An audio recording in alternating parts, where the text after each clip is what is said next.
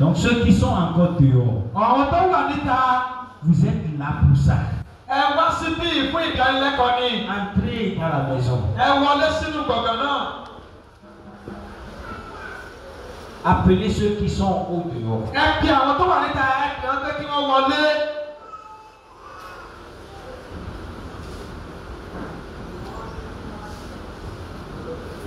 Gloire à Dieu. Est-ce que quelqu'un a compris ce qu'est la bonne nouvelle?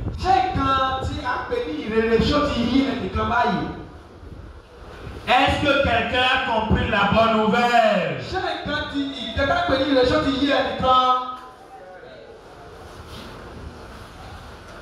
L'évangile, c'est le message de Jésus.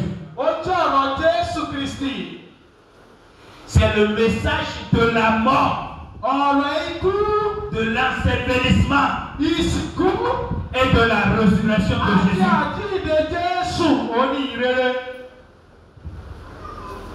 L'évangile, c'est le message du pardon des péchés. Vous avez compris? Donc quand tu dis tu prêches l'évangile, cela veut dire que tu es en train de dire à quelqu'un, tes péchés sont pardonnés. Il n'y a plus de condamnation. Mais ils doivent croire dans le message et recevoir Jésus. C'est ça la bonne nouvelle. Vous avez compris? Donc cela veut dire que au marché tu peux prêcher. Au travail tu peux prêcher. Dans le bus tu peux prêcher. Parce que c'est vraiment facile. Et c'est vraiment simple.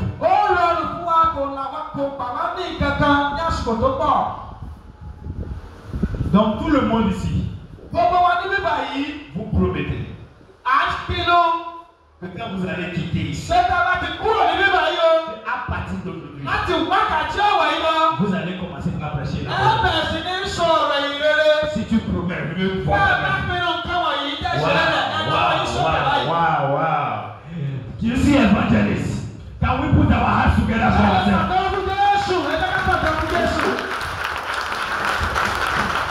Praise God.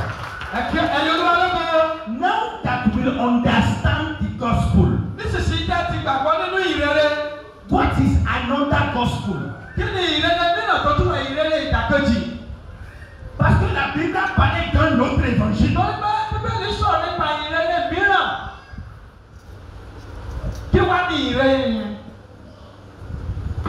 Le problème c'est que si tu ne connais pas le vrai évangile, tu ne peux pas identifier le faux évangile. Quand je grandissais, quand je n'ai pas encore connu cette vérité, j'appelle évangile, autre évangile, autre évangile, évangile.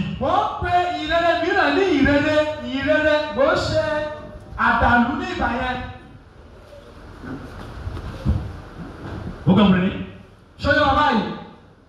Quand quelqu'un parle d'évangile, non, c'est faux évangile, faux prophète.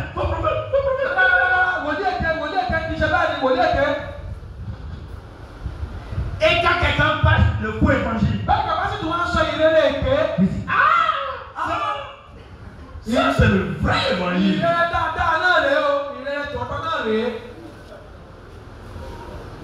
Donc maintenant que vous connaissez déjà,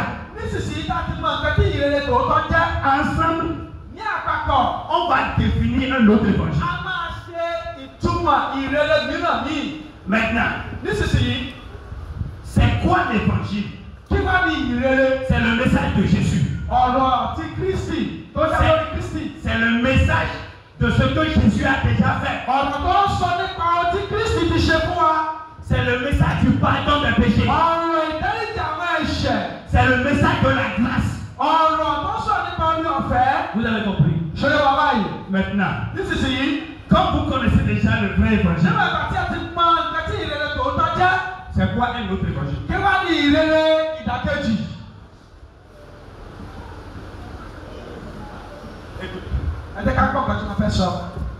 Ìrere tí ó sọ nípa ikú Jésù àti àjíǹde Jésù. Please acclamate.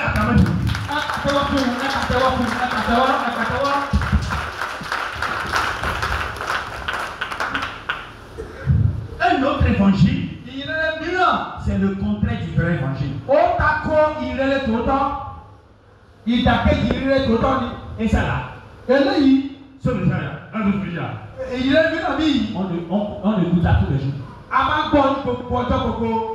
Et nous-mêmes là, on prêche à tous les temps. Et on ne sait pas.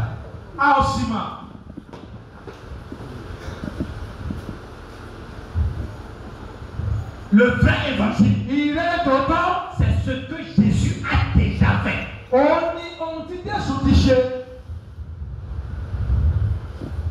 Quand je viens vers toi, et je dis, Jésus n'a pas encore fait. Il faut faire ça là d'abord. Pour que Jésus fasse. C'est quoi ça? C'est quoi ça? C'est quoi ça?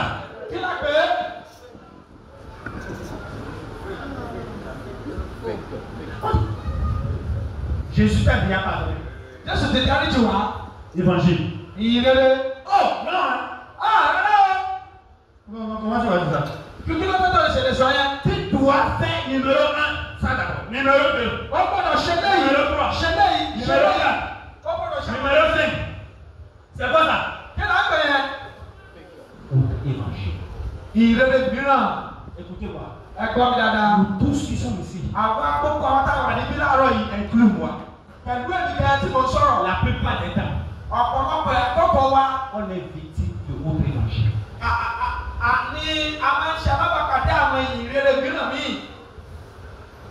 Et des fois, nous-mêmes, on dit des choses qui sont opinions. Et on ne sait pas.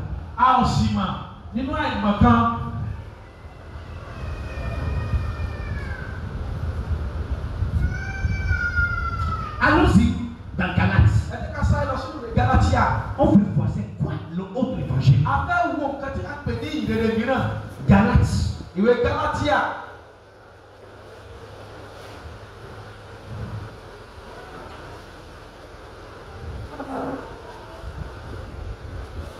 Nous allons lire Galatia, chapitre 1, verset 6 à verset 9. S'il vous plaît, écoutez, c'est la dernière phrase.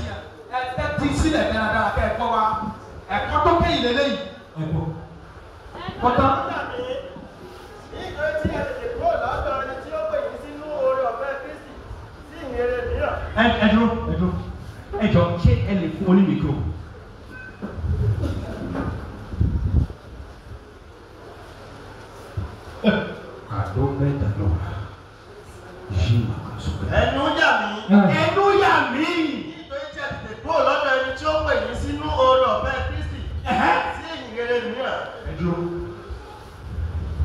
Si Paul si l'apôtre Paul foule la tête de Dieu aujourd'hui, si Paul vient ici, si Paul va aussi Nigeria, si Paul va au Nigeria aujourd'hui, si Paul va aussi Afrique, si Paul vient en Afrique aujourd'hui, si Paul va si Paul vient de cette ville, il va regarder la congrégation et il dira, je suis étonné. Je suis étonné.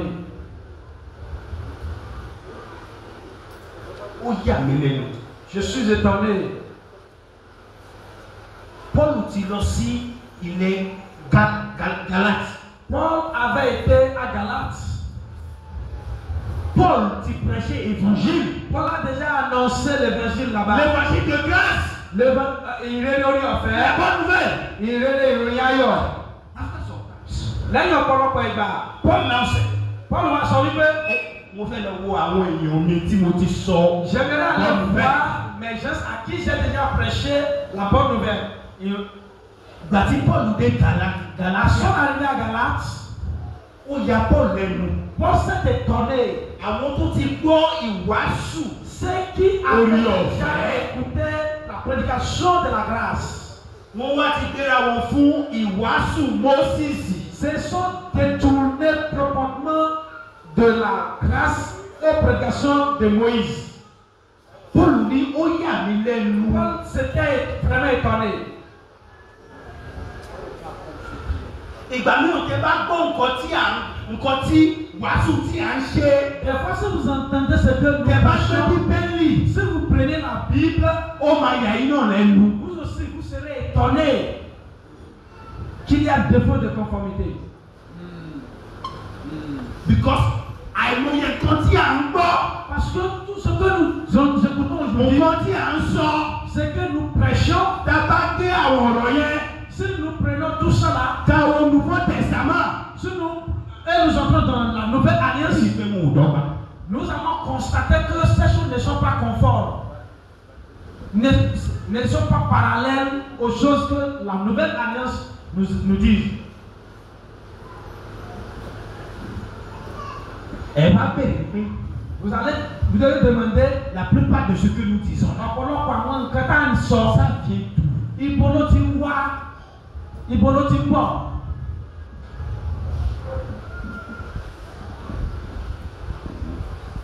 Paul était étonné.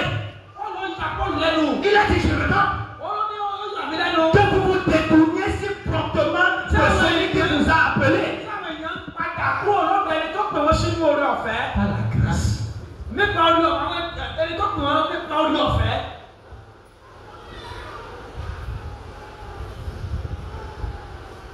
Orí ọ̀fẹ́. La parole de la grâce. Ìgbà mélòó là ń gbọ́? Combien de fois nous écoutons cette parole? Nous craignons táwọn èèyàn bá gbọ́ ọ̀rọ̀ orí que ọ̀fẹ́. si les gens écoutent la parole de la Wọ́n grâce, lọ máa dẹ́ṣẹ̀. ils quitteront l'église pour le péché. Ṣé ilẹ̀ kú fún wọn ni? C'est vous qui êtes mort pour eux. Ẹni tó kú fún wa. Celui qui est mort pour nous Kò bẹ̀rù. ne craint rien. Òun náà lè sọ̀rọ̀ orí ọ̀fẹ́. Lui aussi même a prêché la grâce. Ṣé kò mọ̀ wípé ó ní àwọn kankan tó máa gbọ́ ọ̀rọ̀ orí ọ̀fẹ́ wọ́n á lọ ṣe bó ṣe wù wọ́n? Ne savais-tu pas qu'il y aurait des gens qui, après avoir écouté la parole de la grâce, ils vont se détourner de cette parole pour faire ce qui les plaît? Jésus a prêché. Bọ́dẹ̀ ó sọ ọ̀rọ̀ orí ọ̀fẹ́. Il a prêché la grâce. Because Jésù mọ̀ wípé Parce que Jésus-Christ savait ọ̀rọ̀ orí ọ̀fẹ́ yẹn ló máa help wọn. que c'est cette grâce-là qui allait les aider. Kò ṣe ọ̀rọ̀ ẹ̀sìn ló máa help ẹnì Ce kankan. n'est pas la religion qui va nous aider. Kò sí agbára nínú ẹ̀sìn. Il n'y a pas la puissance dans la religion. Nínú Jésù lágbára wà. En Jésus-Christ seulement qu'il y a la puissance. So Paul sọ wípé Paul a dit, Galates chapitre verset 6. Galates 1, chapitre 6, verset 6. Ó ní yà mí lẹ́nu. Ó yà mí lẹ́nu. Ní pé ẹ tètè kúrò nínú ọ̀rọ̀ Que vous avez quitté si promptement de celui qui vous a appelé par la grâce de tí Dieu. Paul bá wá sí Áfíríkà Si lẹ́yìn. Paul vient en Afrique Kó aujourd'hui, wá sí on the head to pay.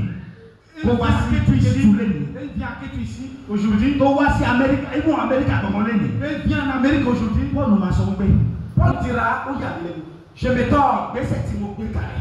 ce que j'ai établi. Ọ̀rọ̀ tí mo gbé kalẹ̀. La parole que j'ai établie, Kò sọ̀rọ̀ ilẹ̀ sọ. ce n'est pas ça que vous êtes en train de prêcher.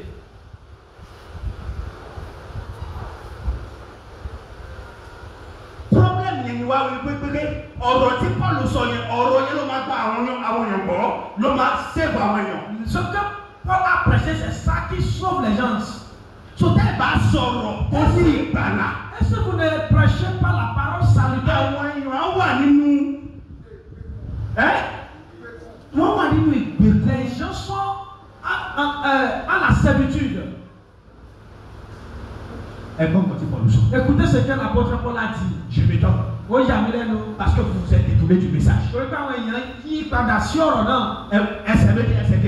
Verset 2. Verset 7. Verset 7. Et so, on dit que elle fit ọ̀rọ̀ Jésù lẹ̀, elle fit ọ̀rọ̀ évangile lẹ̀. Et là que vous avez laissé la part de l'évangile. Et vous êtes donné à un autre évangile.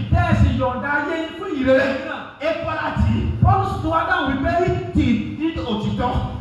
En vérité, kò sí another évangile. Il n'y a plus d'autre évangile que ce que vous avez prêché. Yes.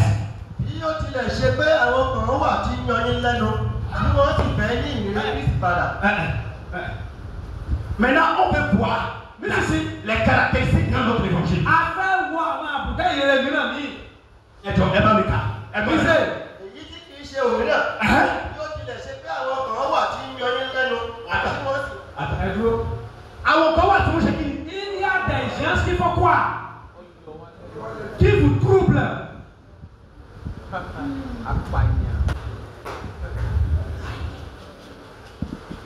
Problème wà nínú church lẹ́nu. Notre ìṣòro wa dans l'église Kò máa ń ṣe ìṣòro. ce n'est plus Satan.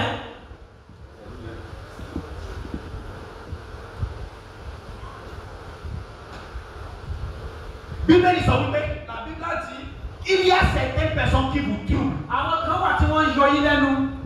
Ṣé mo mọ̀ pé wọ́n yọ ilé ẹnu o, wọ́n yọ ilé ẹnu. Bon, eux ne savent pas qu'ils sont en train de vous troubler, mais ils vous troublent véritablement.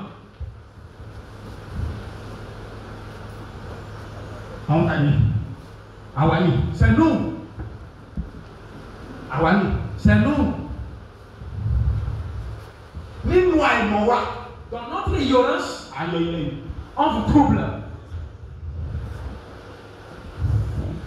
Un autre évangile. Ìyìnlẹ̀ mìíràn mi. C'est un message qui trouble. Ó jẹ́ ọ̀rọ̀ kan tó máa ń yọ̀yàn lẹ́nu. Ça veut dire quoi? Troubler. Kí ló túmọ̀ sí ìyọnu? Kí ni túmọ̀ rẹ̀? Hein? Idée. Confusion. Ìdàrúdàpọ̀. Ok, mo gbọ́ ìwàásù. J'ai écouté Tí bá ti gbàgbọ́ nínú Jésù. le message que si je Mo ní ìgbàlà. J'ai déjà le Ìsí salut. mo dẹ̀ wá ń sìn. Maintenant je Wọ́n dẹ̀ tún máa ń sọ fún mi wípé. Et on me dit que Because mo ṣẹ̀ lánàá. parce que j'ai péché Mi hier, ò ní ìgbàlà mọ́. je n'ai plus de salut.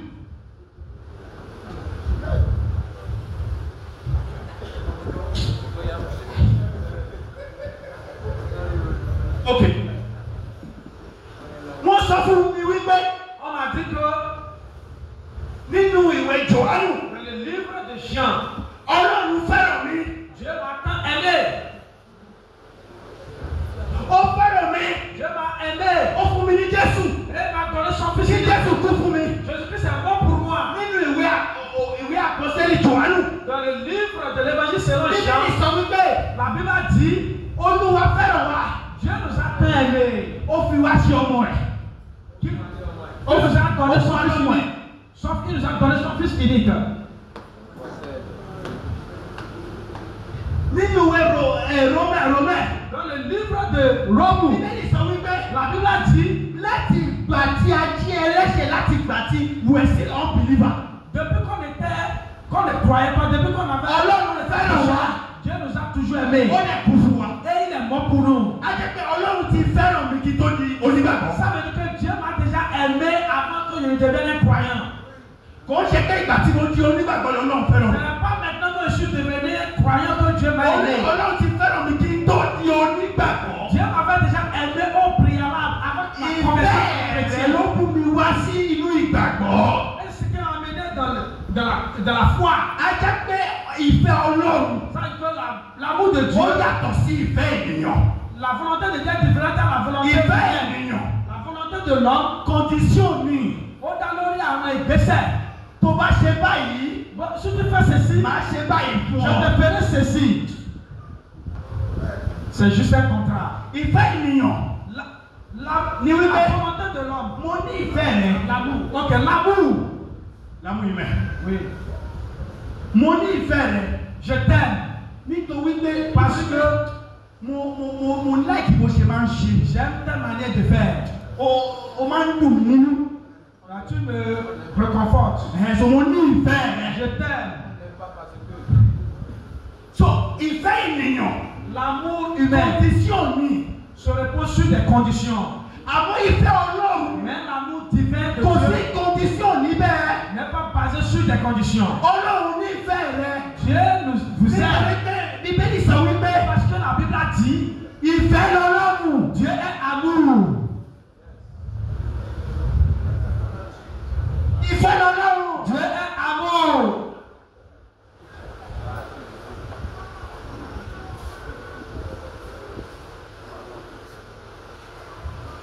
Àmọ́,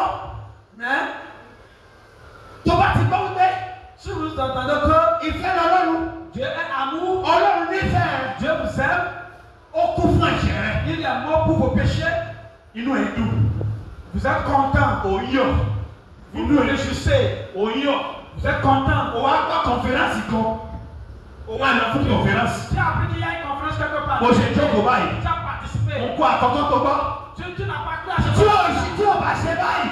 Si tu ne fais pas ceci, Ọlọ́run ò ní ní ìfẹ́ rẹ. Dieu ne t'aimera pas. Ó ní yége. Tu dis, je suis voué à un mauvais sort. À cause de cette mentalité. Torí òye yẹn, You are not stable. a wà lójú kan ṣo. O mọ Ọlọ́run tó ń sìn. Ọkàn wa dàrí ọ̀dẹ̀ kan nípa O mọ̀ bóyá inú Ọlọ́run máa dùn sí ẹ lẹ́yìn. Tu ne sais pas si Dieu sera content de Àbí toi. Ọlọ́run bínú sí ẹ lẹ́yìn. Ou bien Dieu est en colère contre toi. Irú Ọlọ́run oyè là ń sìn yìí. Quel est ce Dieu que nous adorons? Irú Ọlọ́run wo nìyẹn? Quel est ce Dieu que nous servons? Èmi inú ẹ dùn. Aujourd'hui, vous êtes Ọ̀la inú ẹ bàjẹ́. très content aujourd'hui. Irú Ọlọ́run wo nìyẹn? Il n'est pas content à cause de quoi? Ó ń ṣe Ọlọ́run tèmi sí nìyẹn o. Ce n'est pas le Dieu que moi j'adore. Ọlọ́run tèmi sí. Le Dieu que moi j'adore, Toujours dans un bon humeur. ó wà ní ó láyọ̀ lójoojúmọ́. Première caractéristique dans notre évangile. Àwọn àbùdá ìrere mìíràn míì, Ça vous tourne. ó máa ń yọ̀yàn lẹ́nu. Tó bá gbọ́ báyìí. Si vous l'entendez, l'écoutez, Inú ẹ̀ bàjẹ́. vous serez toujours troublé.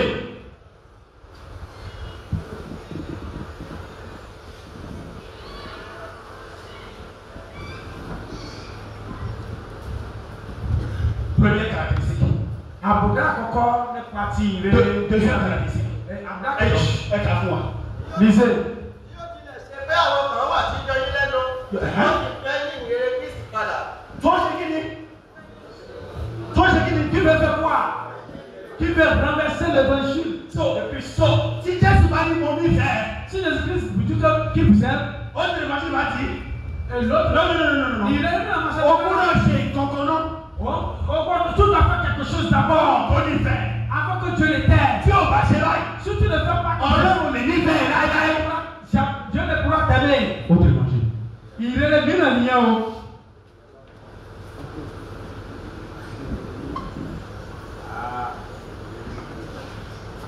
C'est la perversion. Ìdàrúdàpọ̀ lélẹ́yìí. Et nous tous, Gbogbo wa, nous sommes victimes. Nous sommes victimes. gbogbo wa náà ni a sì láti wà lábẹ́ ìdàrúdàpọ̀ yìí. Pas seulement victimes. Kì í ṣe pé bóyá gbogbo àwa Nous contribuons aussi.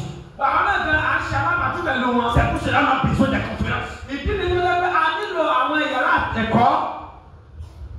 Enough is enough. Ó ti tó gẹ́. The time has come Àkókò náà dé for us to take church back to the Bible.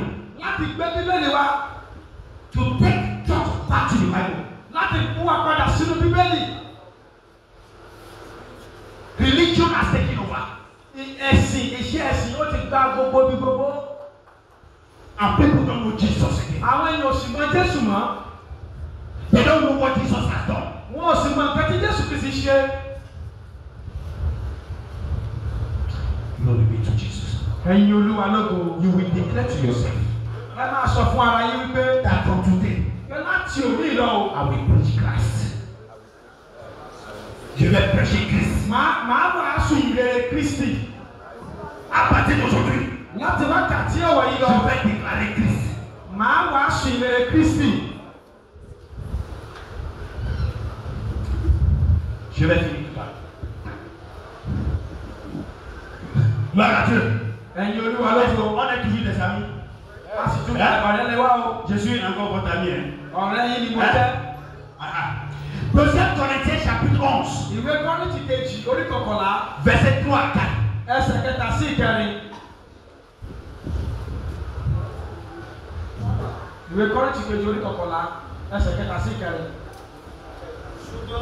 Ṣùgbọ́n ẹrú nínú ìwé Gálásì wọ́n sọ pé ó yà ní ẹrú. Àmọ́ nídìí báyìí ó ní ẹ̀rù ń bà mí. Qui l'a effrayé, qui l'a saisi de foi. Afin vous qui n'ont pas Paul l'ẹrù. On veut voir qu'est-ce qui peut effrayer l'apôtre Paul. Qui n'ont pas l'ẹrù. Qu'est-ce qui peut effrayer l'apôtre Paul? Levons-nous sur nos pieds. Levons-nous sur nos pieds. Amen. Amen. Amen. Amen. Et partez au foyer, tu craques. Tu craques. Je vais vous acclamer. Je vais vous acclamer. Vous allez essayer. Amen. Amen. Assoyez pour la café. Et Djoko, quand elle parle au Assoyez pour ma fille. Et Djoko, elle m'a parlé. Et on va aller manger la fou. Ah, c'est mal, on la fou. Amen. Ok. Amen. Amen. Paul nous sauve. Paul a dit, ils n'ont pas dit. Qui l'a effrayé? Qui n'ont pas Paul l'ẹrù. Qu'est-ce qui effraie? Lisons ça. Ok. Ẹ̀rù ń bà mí nínú ohun gẹ́gẹ́ bí ejò fi ta Éfà jẹ nípasẹ̀ àrékérekè rẹ̀ kí a má ṣe mú èrò ọkàn yín bàjẹ́ kúrò nínú inú kan àti ìwà mímọ́ yín sí Kristi. Paul sọ wípé je suis effrayé. Ó ní ẹ̀rù ń bà mí. Peut-être que le serpent séduisit Ève. Lazarus. Ilé ìjọ ti tan Éfà nípa àrékérekè. Je crains que vos pensées ne soient corrompues et ne se détournent de la simplicité à l'égard de Christ. Mo ń bẹ̀rù kí a má bàa yí èrò ọkàn yín kúrò lọ́nà ti Kristi. Ok, ẹ gbọ́. Écoutez, ìbéèrè ni wípé ma question est celle-ci. Báwo ni ejò ṣe ràn àbí? How did he deceive Eve? Báwo ni ejò ṣe tan Éfà jẹ? Comme ça. Hein? Nípa àgàbàgebè. Déception. Àrékérekè. Autre évangile. Ìrere mìíràn. C'est déception. Òun ni àrékérekè. Ìjákulẹ̀. Et Paul a dit. Paul sọ wípé. J'ai peur. Ó ní ẹ̀rù ń bà òun. Que la manière dont le serpent a déçu. Pé bí ejò ti yí. A séduit Ève. Pé bí ejò ti tan Éfà jẹ. J'ai peur que la même chose soit arrivée au chrétien. Ẹ̀rù bà mí kí nǹkan ṣoṣo náà kó má bàa wáyé sí àwọn kìrìsìtẹ́nì. Et ce que dont Paul a peur là. Nǹkan tí tó ṣe gba Paul lẹ́rù yìí. C'est ce qui se passe aujourd'hui. Òun ni nǹkan tó ń ṣẹlẹ̀ nínú ayé lónìí. Parce que la majorité des temps. Torí pé ní ọ̀pọ̀lọpọ̀ àkókò wa. La déception de la religion. Àwọn ìjákulẹ̀ ìjọ. Ça nous a déjà pris. Ó ti kó wa lẹ́rù lọ. Àwọn. Mais la grâce est venue à Kétou. Ṣùgbọ́n orí ọ̀fẹ́ sọ̀kalẹ̀ sí La orí grâce est venue au Bénin. Orí ọ̀fẹ́ sọ̀kalẹ̀ sí orí La ilé ìjọba. grâce est venue sur la terre. Orí ọ̀fẹ́ sọ̀kalẹ̀ sí orí Et la grâce nous libère. Orí ọ̀fẹ́ náà sì Je dis la grâce nous libère. Orí ọ̀fẹ́ náà tú wa sílẹ̀. Oh, Katora. Par l'autorité de Christ. Pẹ̀lú àṣẹ Kristi. Je déclare aujourd'hui. Mo pàṣẹ lónìí. Quelle que soit la fermeture de vos yeux. Bí o ti lè di tó, bí o ti lè ṣètò. Quelle que soit la séduction de la religion. Bí o ti wù kí ìjọ kó ti máa tẹ̀yìn tẹ́tọ́. Je déclare aujourd'hui. Mo pàṣẹ láti wákàtí. Que c'est brisé. Bẹ́ẹ̀ àtúrí sílẹ̀. Je dis que c'est brisé. Àtúrí sílẹ̀. Mes frères et sœurs. Ẹ̀yin arákùnrin àti arábìnrin mi. Embrassons la vérité. Ẹ jẹ́ ká di òtítọ́ mú ohun tí ṣe. Embrassons Jésus. Ẹ jẹ́ ká di Kristi mú. Il est vraiment simple. Ó rọrùn fún wa. Il n'est pas compliqué. Kò jẹ́ni tó le. Il est amour. Ìfẹ́ ni. Il est la grâce. Orí ọ̀fẹ́ ni. Gloire au Seigneur Jésus-Christ. Ògo fún Jésù. Gloire au Seigneur Jésus-Christ. Mo ní ògo orí fún Jésù. C'est quoi l'évangile? Kí ni ìrere? C'est l'amour de Dieu. Ìfẹ́ Ọlọ́run. C'est l'amour de Dieu. Ìfẹ́ Ọlọ́run. C'est ce que Dieu a déjà fait. Ohun tí Ọlọ́run ti ṣe.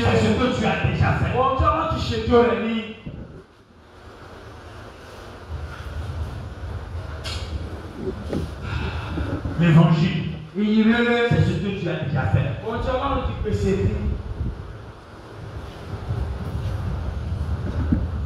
Éphésiens chapitre 1, verset 7.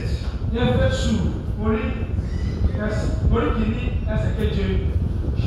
vais finir. Je suis un peu de finir comme ça. Éphésiens 1, verset 7. Nínú ẹni tí a ní kíni. En qui nous avons vraiment la rédemption. Dans les noms. Qui est cette personne? Bíbélì wípé La Bible dit, nínú Jésù en Jésus-Christ, a ti ní ìràpadà. nous avons la rédemption. A ní ìràpadà. Kò ṣe bí a bá ní ìràpadà. Ce n'est pas que nous aurons la rédemption, mais Nínú Jésù mais la Bible dit qu'en a ti Jésus-Christ, ní ìràpadà. nous avons la rédemption. Autre évangile.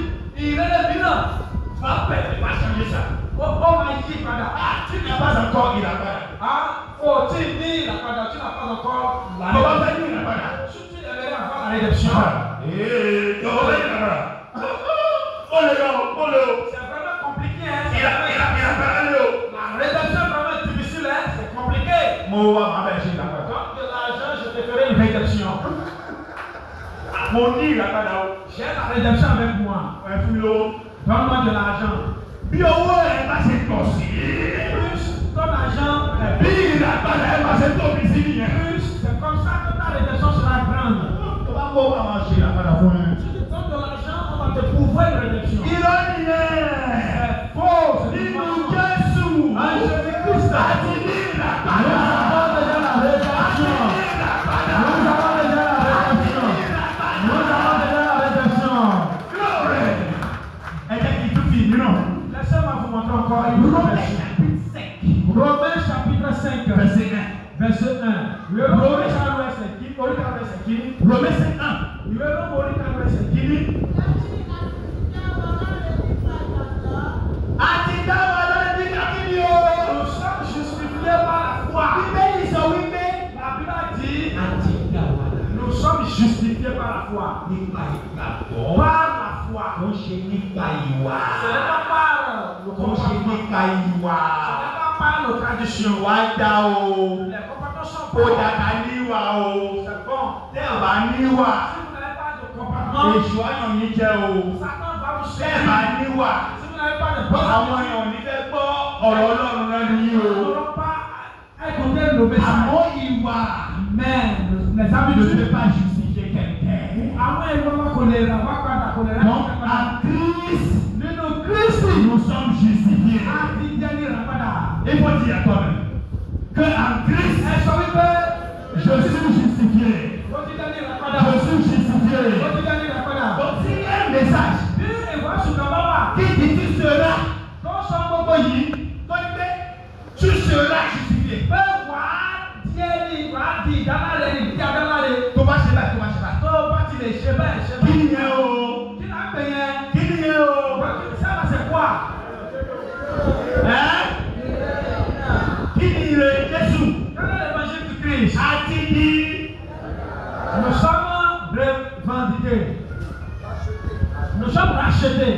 Est-ce que vous avez compris? Est-ce que vous avez compris? Éphésiens 1:3. Ìwé Éfésù orí kìíní ẹsẹ̀ kẹta. Éphésiens 1:3. Kíákíá ìwé Éfésù orí kìíní ẹsẹ̀ kẹta. Olùbùkún ni Ọlọ́run àti bàbá Jésù Kristi. Olúwa wa, ẹni tó ti fi gbogbo ìbùkún ẹ̀mí nínú àwọn ọ̀run bùkún wa nínú Kristi. Ẹ dúró. Bíbélì sọ pé La Bible dit gbogbo ìbùkún toutes les bénédictions. gbogbo ìbùkún nínú tani. Toutes les bénédictions en qui? Ìwọ wà nínú Kristi wá sọ pé Ọlọ́run ti bùkún ẹ̀. Kí Quand ni tu ẹ? es en Christ, tu dis que tu n'es pas encore béni. Ça veut dire quoi? Inú Kristi ni gbogbo ìbùkún wà. C'est en Christ que se logent toutes les bénédictions. Bíbélì yẹn sọ wípé La Bible dit ẹnikẹ́ni tó bá wọnú Kristi. quiconque vient en Christ, Ọlọ́run ti fún ní gbogbo ìbùkún. Dieu lui a donné toutes les bénédictions.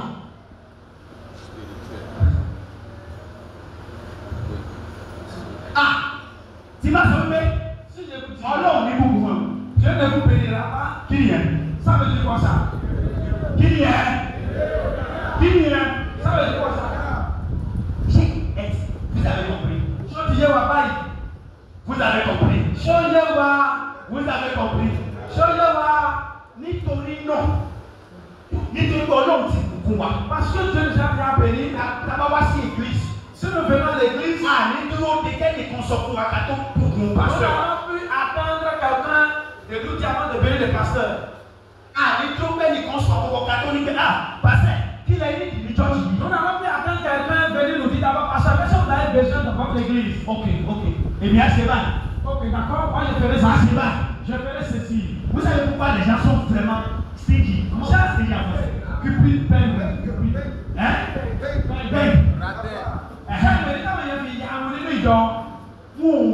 Ils ne savent pas qu'ils sont bénis de Dieu. S'ils savaient qu'ils étaient déjà bénis, ils avaient 10 000 francs dans leur poche. Ils sont en train de chercher 25 francs. Ils ne savent pas qu'ils sont bénis de Dieu. S'ils savaient qu'ils étaient déjà bénis par Dieu, et s'ils connaissaient vraiment les limites, ils peuvent avoir 10 000 francs dans la poche.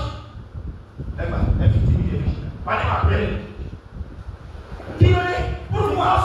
Parce que Ọlọ́run wà nínú rẹ̀. Dieu est en lui, ìwà Ọlọ́run ìwà tó máa fún yàn ní. Ìfẹ́ Ọlọ́run máa ń fún ẹ. L'amour de Dieu dort. L'amour de Dieu pourquoi? Est-ce que vous écoutez? Il est sauvé. La Bible a dit, Vous êtes bénis, interdit pour vous, vous êtes justifiés, interdit, vous êtes aimés affaibli, et vous êtes acceptés. assis. Trahi, est-ce que vous avez compris? Soyez oreilles. Amen. Pourquoi j'ai dit tout ça? Il a dit tout ça pourquoi encore dit. Vous êtes Ọlọ́run ti dáríjì. Je vous ai dit que Dieu vous a déjà pardonné. Ọlọ́run tún ṣe àwọn ọkọ tó dá fún mi. Et Dieu vous a déjà fait de bonnes choses. Báwo ni en tant que les chrétiens, Gẹ́gẹ́ bí kìrìsìtẹ́nì, on doit vivre le message? a gbọ́dọ̀ gbé ìgbé ayé ọ̀rọ̀ náà. Kí ni ọ̀rọ̀ náà? Et quel est ce message? Ọlọ́run fẹ́ràn wa. Dieu nous a bien aimés. Tọ́lọ́run bá fẹ́ràn ẹ̀. Si Dieu nous aime, Ó yẹ kó fẹ́ràn àwọn tó il faut aimer les autres. a gbọ́dọ̀ nífẹ̀ẹ́ àwọn tó wà ní àyíká wa. Vous savez pourquoi? Ṣé ẹ mọ ìdí? Ẹ̀rọ kìrìsìtẹ́nì kan máa ní. Broda yìí ọdún ọgbọ́n kò ní dáríjì. Ce monsieur-là, Mi ò ní dáríjì. je jamais Dieu, je ne l'ai pardonné jamais. Fún nǹkan tó ṣe fún mi. À cause de ce qu'il m'a fait. Jésus, Kò ní dáríjì. Jésus, Fún nǹkan je tó ne ṣe vais fún pas mi. le pardonner tout ce qu'il m'a fait.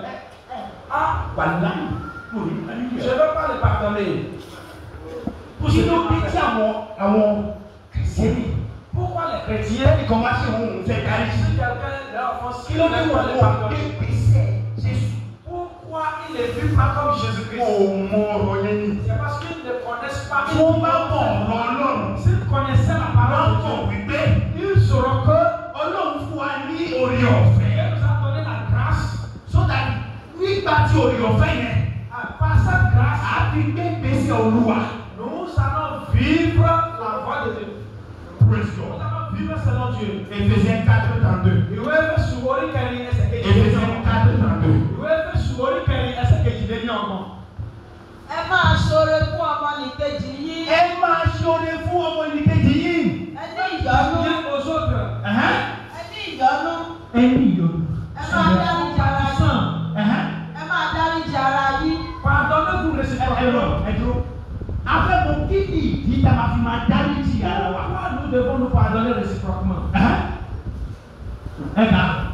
Gẹ́gẹ́ bí ọmọ Ọlọ́run nínú Kristi ti dáríjì yín. Comme Dieu vous a pardonné en Christ. Tí mo bá mọ̀ pé Kristi ti dáríjì mi, S'il ne savent pas que Christ les a báwo pardonné, lè ní máa ṣe dáríjì àwọn tó ṣẹ̀? comment vais-je pardonner à ceux qui m'ont offensé? Donc, the reason why, la raison pour laquelle les gens ne se pardonnent pas, Ìdí tí àwọn èèyàn kì í fi dáríjì ara wọn ni et ils ne vivent pas la vie de Dieu, tí mo sì fẹ́ kí ayé bá. c'est parce qu'ils ne savent pas que Jésus les a déjà pardonné. Ẹgbẹ́ wọn mọ̀ wípé Ọlọ́run ti dáríjì wọn. Est-ce que ṣé Ọlọ́run máa wá dáríjì ni àbí Ọlọ́run ti dáríjì ni? Ṣé Ọlọ́run fẹ́ ṣẹ̀ṣẹ̀ dáríjì wa ni àbí Ọlọ́run ti dáríjì wa síwájú? Ìgbà tí Ọlọ́run ti wá ti dáríjì ẹ̀, Maintenant que Dieu nous a déjà pardonné, ṣé kò dá kí ìwọ dáríjì ẹ̀ tó ṣe? n'est-ce pas bon de pardonner à celui qui vous a offensé? a jẹ́ pé ọ̀rọ̀ Ọlọ́run. Ça veut dire que la parole de Dieu. Ọ̀rọ̀ ta gbà. La parole de Dieu que nous Kò avons ṣe pé ká lọ ṣe bó ṣe wù wá. Ce n'est pas aller vivre comme nous voulons. Ọ̀rọ̀ yẹn máa ràn wá lọ́wọ́. Cette parole va nous aider Àti gbé ìgbésẹ̀ Olúwa. de vivre selon Dieu. Ìgbésẹ̀ sẹ́yìn. Levons-nous sur le pied.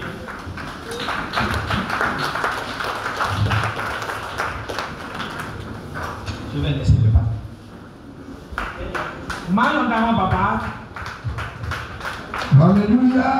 Hallelujah. Mi ò gbọ́ gbogbo wa. Hallelujah.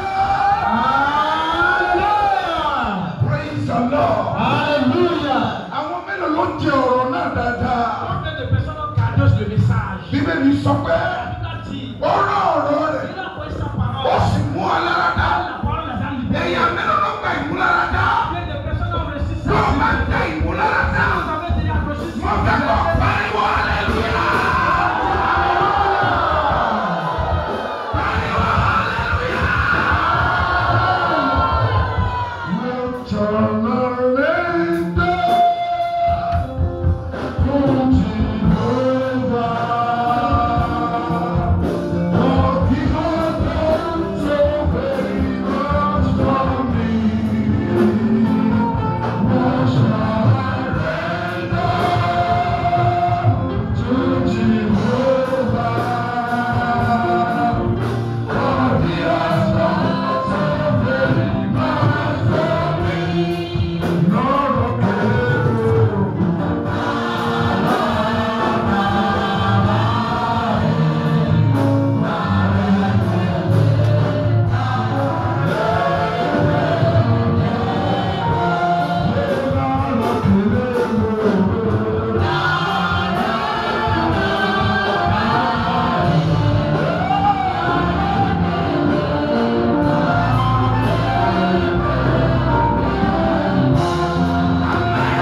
Hallelujah.